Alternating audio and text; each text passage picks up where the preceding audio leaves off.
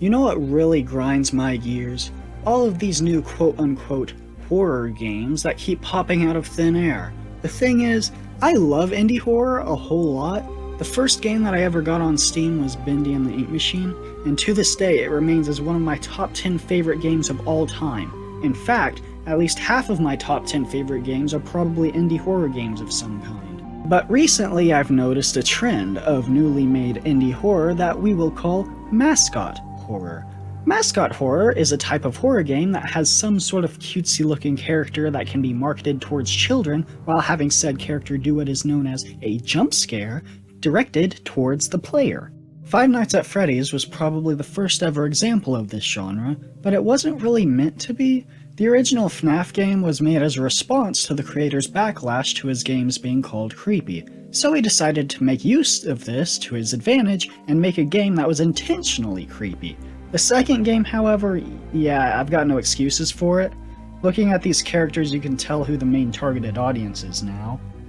Don't get me wrong though, I love playing FNAF. It is a very fun series of games to play. Except Sister Location, it is not fun to play at all, and you can have your own opinion on that, but I just really did not like that at all.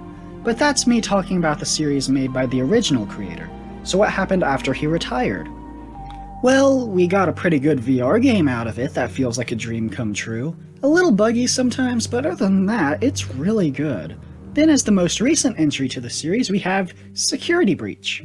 Remember 2 seconds ago when I mentioned bugs in a FNAF game? Well, let's crank that up to 11 and make it nothing like any other game in the series, with a main villain who has less than 5 minutes of spotlight, with only one voice line repeated every time she's near. Are you having fun yet? No, I'm not, and you can stop asking me that now.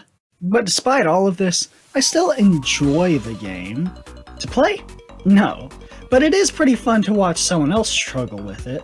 Besides, I don't think I've got that much storage to fit on my computer in the first place. Now let's look at Poppy Playtime.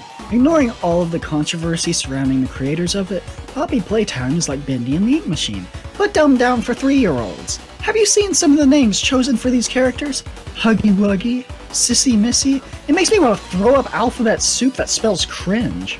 Also, what is threatening about these characters? I thought the toy animatronics from FNAF 2 were bad, but at least they were creepy to some extent. There is absolutely nothing scary about anything in this game. The only part out of it that I can genuinely say shocked me was the part in Chapter 2 when the pink one dies. I really didn't expect to see that. But that's a few second long cutscene compared to the time that it took you to get there in the first place. And you know what would make it more tense? If the thing was actually threatening to look at in the first place. And don't give me that credit of, oh, you just aren't scared of it because it's not big and bulky. Some people are scared of more spindly creatures and that makes it unique. Bruh. Do you know what the scariest animatronic from the FNAF series is to me? It's Nightmarion from Help Wanted. That thing legit has me shaking when I play that level, and I absolutely love it! Poppy Playtime is just made as a cash grab to get all of the edgy kids to get their parents' money. Well, most of these games do that. But there is no love and effort put into Poppy Playtime. Say what you want about Security Breach, but at least it was creative. Even the grab pack from Poppy Playtime looks like it was stolen from a Pokemon card. Ugh. Moving on to Bendy and the Dark Revival, the long-awaited sequel to Bendy and the Ink Machine. Yes, I said sequel just to trigger a couple people scrolling down to the comments to try and correct me. Shut up, please. I actually love this game so much that I'm actually working on a video review discussing it. It's gonna take a while for me to finish though. I think it's gonna be the longest video I ever made, but if you're interested, maybe subscribe if you feel like you want to see it later. Might give me the willpower to work on it faster anyway, so it would be very much appreciated. For now, I'll just talk about it a little bit. The game is rated T for teen, just like the last one, but I was kinda surprised by that. The game is way more realistic, and I feel like that ups the scare factor by a lot. Oh, and you know the one redeeming quality I had with Poppy Playtime? The death of I can't even say its name without gagging. the pink one. Well, this game tops it so much with one scene. I don't want to spoil it for those who haven't seen it yet, but it was way more horrifying than the entirety of Poppy Playtime. And you had fun getting to that point in the first place. The one main problem I have with it is that this game is very Bioshock-esque.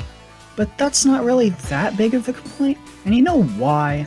Because there are so many games that copy the Bendy type of style that just making a second Bendy would feel repetitive because of all the copycats surrounding it. So this being a Bioshock clone is only fair, and I like Bioshock and I think it fits pretty well with the Bendy universe.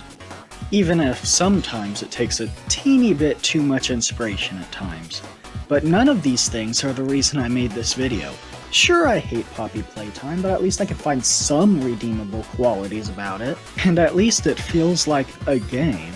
Nah, the main reason I decided to make this video in the first place was because of a new mascot horror game that is starting to get traction, known as the Garden of Banban. It's garbage! This has to be the most pathetic excuse for a game that I've ever seen in my life, let alone a horror game. It is so boring and generic.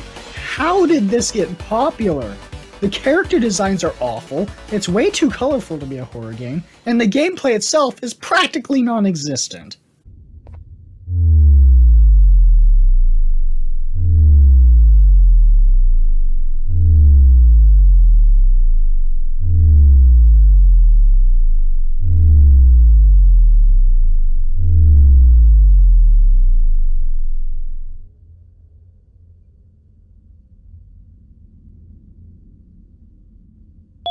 Slow down, game! I can't handle it! It's too much interaction! There's honestly not even that much I can even say about it. It's just a soulless, unfinished cash grab. All of these new horror games make me ashamed to even enjoy the good ones, and new ones are being cranked out every day with absolutely no passion in them whatsoever. Every time a new one comes out, I have absolutely no interest in them anymore, when I used to be fairly hyped to see things like this. Bendy and the Dark Revival is a good example of what mascot horror could be, but nobody wants to put in the effort of doing so when you could make money off of doing basically nothing. The children? I don't care about the children! I just care about their parents' money! Now, I do have hope for indie horror in the future, but not this kiddie mascot horror, unfortunately. Take a look at something like Omori, which has a really good story to it. You don't really see popular Let's Players play it, which I feel should change. It's not the kind of horror that kids love that jump scare that they give you every 5 minutes, but the type that gets into your head and make your mind crawl with uncertainty. I can't tell you what's in store for the future of indie mascot horror, but I don't think it's possible for it to get any lower. With all that being said, I've been Kioomba, the Kirby Goomba, and I hope you'll see me next time. Goodbye.